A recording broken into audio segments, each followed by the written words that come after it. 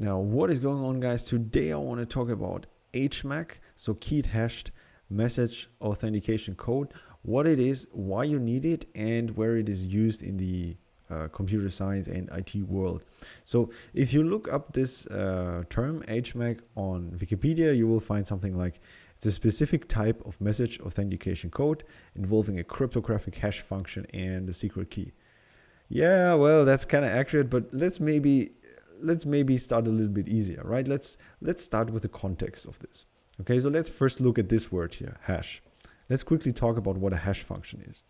So a hash function is a function, right? So something that maps an input to an output. And what this function does is you give it an arbitrary amount of bits, essentially. So in the real world, you give it like a string or, I don't know, a number or whatever, but internally it's all bits, right? And you give it like some input. It can be anything, right? It can be like a short string. It can be like the text of a complete book. It doesn't matter. So like some bits or an arbitrary amount of bits. And what this hash function does is it produces an output with a fixed amount of bits. Okay. So basically this hash function is more or less something like a fingerprint. So you put in some information, you put in whatever you want, and then it gives you like a specific amount of bits out. And ideally, if you have a good hash function, you don't have collisions, right? So this entire the whole point of fingerprinting is that if you have a different input, you should also have a different output, right? Otherwise, it doesn't make sense. One of the design goals of a good hash function to make sure that if you have like a different input, like you have a different output. Makes sense, right? So this is like a normal hash function. And there's like a lot of different hash functions, like SHA-256, Murmur, like there's a whole zoo of them, okay? And hash functions in general are like very important in computer science for implementing efficient data structures and for looking up things in an efficient way.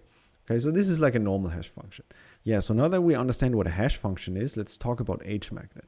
So similar to a plain hash function, with Hmac you have an arbitrary amount of bits as an input, and you also have a fixed length or a fixed amount of bits as an output. But you have two more parameters, so to say. So for one, Hmac works with an arbitrary hash function.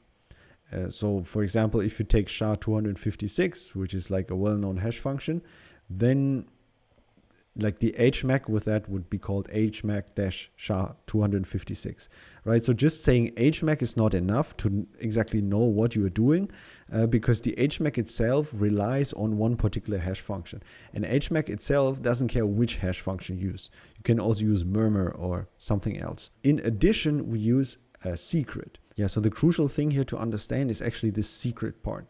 Okay, so Hmac in fact has three parameters more or less: the actual input, your hash function, and a secret. And say if you and me both create like an Hmac, okay, but you have a different secret than I have, but we have the same input and the same hash function, then we are going to get different outputs. And this is extremely handy in computer science for something called a message authentication code. So let's say I want to, like the two of us, like we want to talk to each other. And what I want to make sure, say I'm Alice, I want to make sure that the message that I send you is not modified at all. So what we can do up front, we can agree on a secret. So that's like this key here, or this one over here. So we agree on a secret and we agree on a hash function. And then even if we use like HTTP or like some unencrypted connection, I can take the message I want to send. So for example, hello world. And then I can calculate the Hmac with it, right? And then I send this thing over to you. And what you can do once you get like this message, you can do the same, right? You can take the message and you can calculate the Hmac for it. And if the Hmac that is in the message and your Hmac are the same, then you know that the message was not modified. So basically with this Hmac, you can make sure that for one, your message was not tampered with by some evil hacker in between, because you would know, right? If the message here is hello Bob, all of a sudden, then the Hmac would be different and you would notice that. So there's like no way that the message is like modified in between without you noticing. And this is called message integrity. And then like this is the first guarantee that it provides. And the second guarantee it provides authentication. So since only you and me know the secret, you can be more or less sure that the message was actually sent by me. So there's no way that an attacker can send this amount of information because the attacker does not know the secret. Yeah, so to sum this up, like an Hmac takes an arbitrary amount of bits, a hash function, and a secret. And all of these three things go inside of the Hmac, and in the end you get like a certain amount of bits.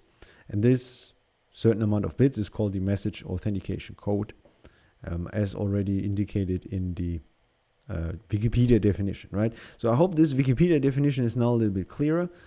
With this, if you share like the secret key, you can make sure that the message was not tampered with, and you can also make sure that the message comes from the party with which you have shared the key with.